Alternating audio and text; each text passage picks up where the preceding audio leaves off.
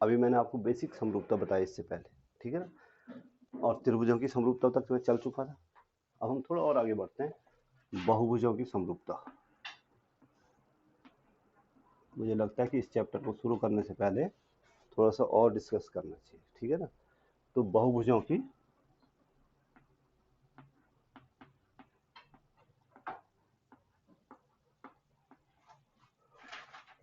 समरूपता के भी वही दो प्रतिबंध हैं जो कि त्रिभुजों की या किसी भी आकृति की समरूपता के हैं, कि संगत कोण क्या होना चाहिए, बराबर। और जैसे एक बहुभुज ये है भाई,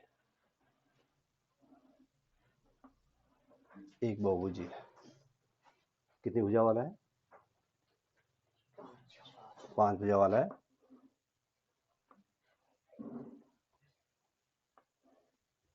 और एक बहुभुज ये है, इसका नाम दे देते हैं ए बी सी डी ई, इसका दे देते हैं पी क्यू आर एस और टी। अभी में जो मैंने आपको त्रिभुजों की समरूपता समझाई थी वो मैंने आपको एंगल के आधार पर समझाई थी ना, उनका एंगल हमने क्या लिया था। अब बहुभुजों में क्या हो सकता है, या तो एंगल बराबर होना चाहिए या फिर भुजाएं समानुपाती होनी चाहिए, बराबर नहीं, भुजाएं क्या होनी चाहिए। अब जैसे ये सपोज के लिए 2 सेंटीमीटर है, ये 1.5 सेंटीमीटर, ये 3 सेंटीमीटर, ये 2.5 सेंटीमीटर, और ये कितना है, ठीक है। इस वाले में ये 1 सेंटीमीटर है, ये 0.75 सेंटीमीटर, ये 1.5 सेंटीमीटर है, ये 1.25 सेंटीमीटर है, और ये कितना है, 2 सेंटीमीटर। ध्यान से देखो, ठीक है। A B C D E F सारी भुजाएं दी हुई है और इसके कोण नहीं दिए हुए, कोण, ठीक है ना। अब क्या होगा, तो आप देखोगे कि ए बी बट्टे पी क्यू, ए बी बट्टे पी क्यू, यानी संगत भुजा ए बी की संगत भुजा पी क्यू है इस समय। ए बी बट्टे पी क्यू कितना आ रहा है, 2/1। बी सी बट्टे क्यू आर, बी सी बट्टे बी सी कितना है, 1.5 बट्टे 0. एलसीएम इसका दशमलव हटाएंगे ऊपर नीचे तो 15/150/75 आ जाएगा, क्योंकि नीचे 2 स्थान दशमलव है, ऊपर सिर्फ एक ही स्थान है। तो यानी ये फिर से कितना आया, 2/1 आया। सी डी बटे आर एस, सी डी बटे आर एस 3/1.5, यानी 30/15, यानी कि 2/1, ठीक है ना। अब क्या है, डीई बटे डी की संगत भुजा कौन सी है, एस टी, डी बटे एस टी बोलो 2.5 अपॉन 1. यानी कि ये हो जाएगा 250/125, यानी ये हो जाएगा 2/, हो गया, फिर से 2/1 आ गया। और लास्ट में टीपी, टीपी बटे ई ए, नहीं ई ए बटे टीपी, ई ए का मान है 4/2, यानी कि 2/1, यानी इसका अनुपात निकला 2:1, इसका अनुपात भी निकला 2:1, इसका अनुपात भी निकला 2:1, इसका अनुपात भी निकला 2:1, और इसका जो अनुपात निकला ये भी निकला 2:1, ठीक है ना। तो सारी जो भुजाएं हैं भाई, अब इसको क्या बोलते हैं, 5 भुजा है ना, पंचभुज ए बी सी डी ई, तथा कौन सा दूसरा, P Q R S T, P Q R S T में जो संगत भुजाएं हैं भाई, संगत भुजाओं का अनुपात, संगत भुजाओं का अनुपात, संगत भुजाओं का अनुपात क्या है? संगत भुजाओं का अनुपात समान दिख रहा है आप लोगों को? कैसे है? ए बी बट्टे पी क्यू बराबर बी सी बट्टे क्यू आर बराबर सी डी बट्टे आर एस बराबर डी ई बट्टे एस टी बराबर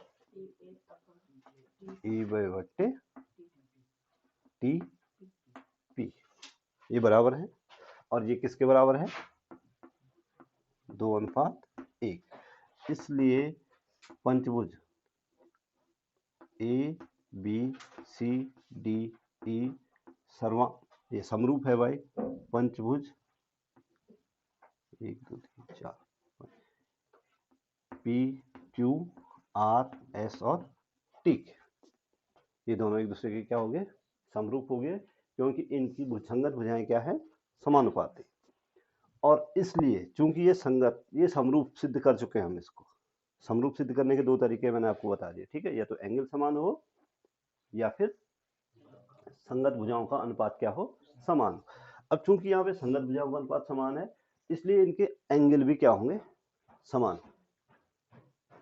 ठीक है, दिया नहीं है, सिर्फ चूंकि ये समरूप हैं, इनकी संगत भुजाएं समानुपाती हैं, इसका मतलब है कि इसके संगत कोण क्या होंगे?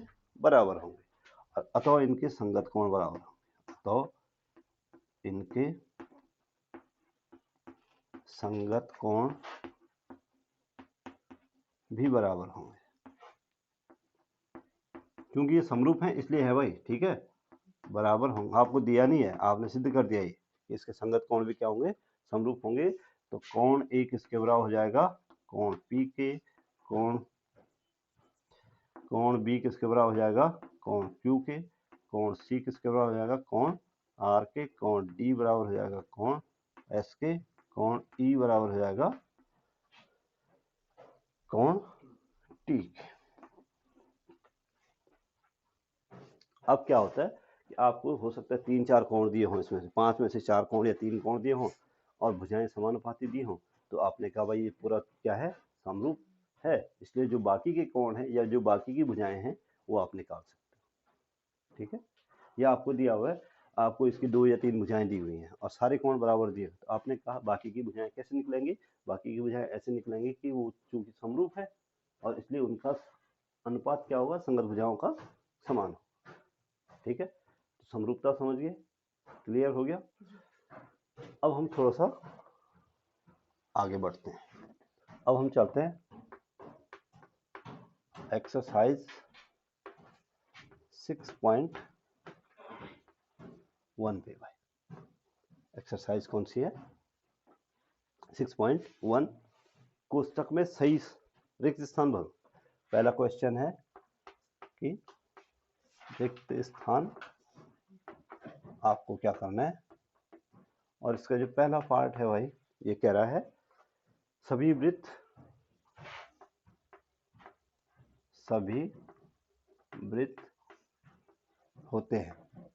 होते हैं, और कोष्टक में लिखा हुआ है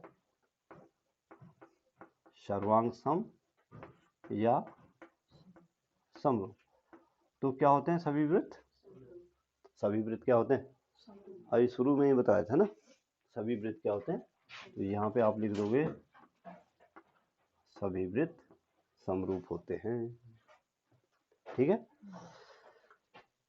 इसके बाद दूसरा,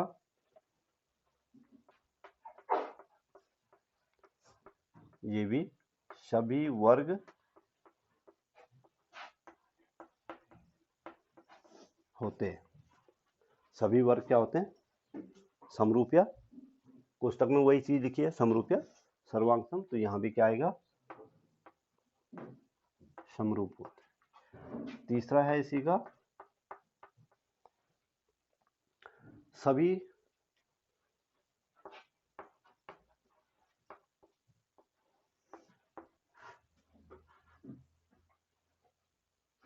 सभी त्रिभुज समरूप होते हैं, सभी त्रिभुज समरूप होते हैं, सभी त्रिभुज क्या होते हैं। और कोष्टक में लिखा है समद्विबाहु या, तो कौन से त्रिभुज समरूप होते हैं भाई, समबाहु। तो यहाँ पे आप लिख दोगे समबाहु त्रिभुज, ठीक है। चौथा है भुजाओं की समान संख्या वाले दो बहुभुज, भुजाओं की आवाज नहीं भाई,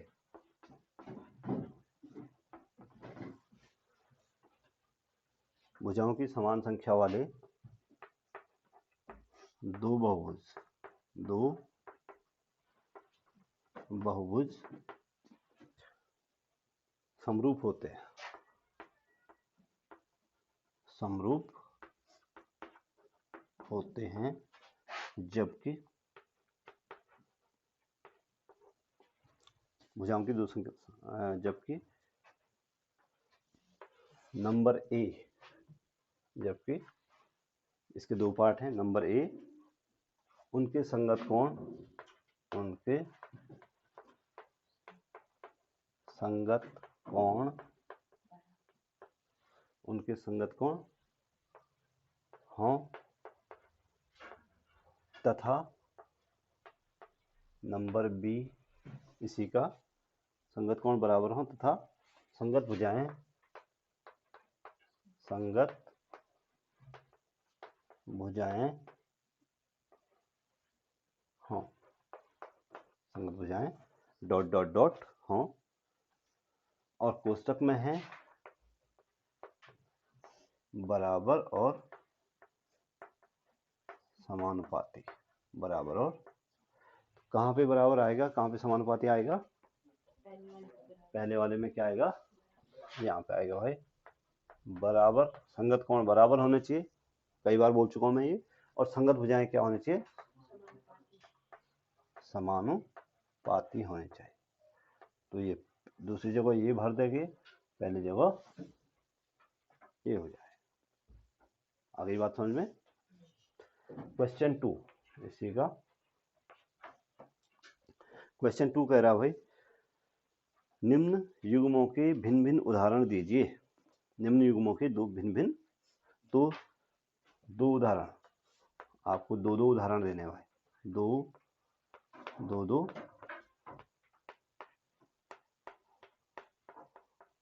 नंबर फर्स्ट समरूप आकृतियों के, समरूप आकृतियों के दो उदाहरण बोलो।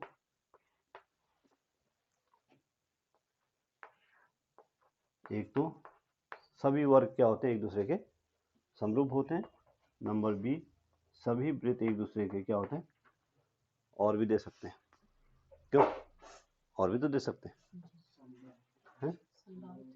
समबाहु त्रिभुज दे सकते हैं, ठीक। और नंबर 2 ऐसी आकृतियां जो समरूप नहीं है, ऐसी आकृतियां जो समरूप नहीं,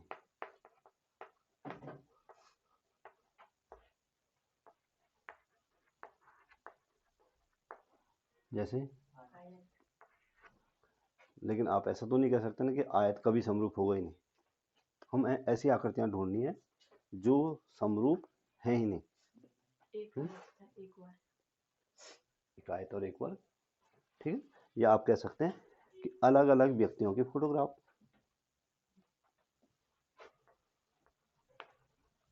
अलग अलग व्यक्तियों या स्थानों या वस्तुओं की फोटो, अलग अलग व्यक्तियों की फोटो हो सकती है, अलग अलग स्थानों की फोटो हो सकती है, अलग अलग वस्तुओं की फोटो हो सकती है, या अलग अलग आकृतियों की फोटो हो सकती है, ठीक है।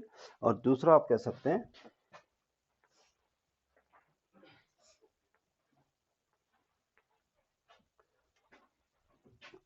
कि समबाहु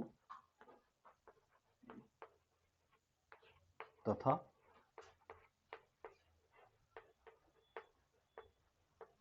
विषमबाहु त्रिभुज। समबाहु और विषमबाहु त्रिभुज हमें कभी भी एक दूसरे के क्या नहीं हो सकते, समरूप नहीं हो सकते। दोनों हैं त्रिभुज ही, लेकिन एक दूसरे के समरूप नहीं हो सकते। क्लियर? तो नोट करो फटाफट।